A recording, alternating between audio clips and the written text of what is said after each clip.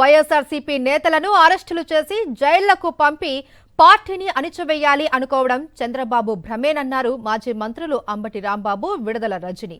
కూటమి కుట్రలతో అక్రమ మద్యం కేసులో అరెస్టై జైలు నుంచి విడుదలైన మాజీ మంత్రి జోగి రమేష్ ను అంబటి, విడుదలతో పాటు పలువురు నాయకులు, కార్యకర్తలు కలిశారు. టీడీపీ కూటమి ప్రభుత్వం రాజకీయ కక్షలను తీర్చుకోవడం కోసమే పోలీసు యంత్రాంగాన్ని ఉసిగొల్పుతోందని వారు మండిపడ్డారు. వైఎస్ఆర్సీపీ నేతలను ఎంతగా అణిచివేసి హింసిస్తారో అంతే పట్టుదలకు పార్టీ బలోపేతం చేసి పనిచేస్తారు అని స్పష్టం చేశారు.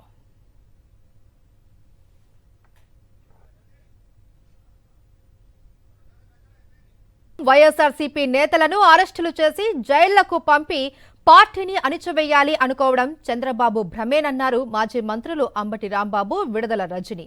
కూటమి కుట్రలతో అక్రమ మద్యం కేసులో అరెస్టై జైలు నుంచి విడుదలైన మాజీ మంత్రి జోగి రమేష్ ను అంబటి, విడుదలతో పాటు పలువురు నాయకులు, కార్యకర్తలు కలిశారు.